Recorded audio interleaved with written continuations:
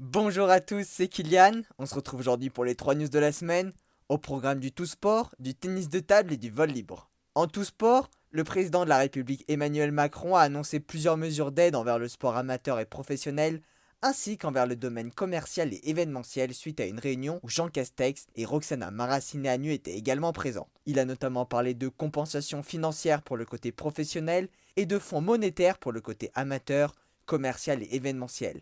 Il a également abordé le fait que les mineurs pourraient reprendre leur activité en décembre, ainsi qu'une jauge sur le nombre de spectateurs dans les stades en fonction de la densité. Tout cela dépendra néanmoins de la progression de la crise sanitaire.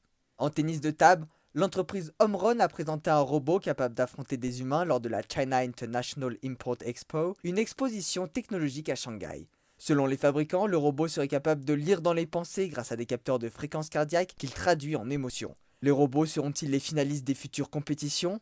Progrès ou régression? Utopie ou dystopie? De nombreuses questions sont posées. En vol libre, la semaine a été marquée par le décès de Vince Refé, membre du duo des Soul Flyers, alors qu'il s'entraînait à Dubaï. Avec son coéquipier Fred Fugen, il s'était notamment élancé depuis la Burj Khalifa, la plus haute tour du monde située à Dubaï.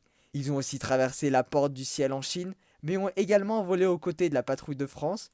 Ils sont entrés dans un avion en plein vol et ils avaient volé aux côtés d'un A380. Dans cette discipline où le moindre accident est fatal, Vince Refé est décédé dans sa passion. Il n'avait que 34 ans. C'est sur cette news que l'on se quitte.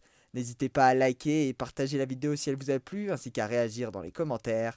Pour ma part, je vous donne rendez-vous dimanche prochain pour les 3 nouvelles news de la semaine.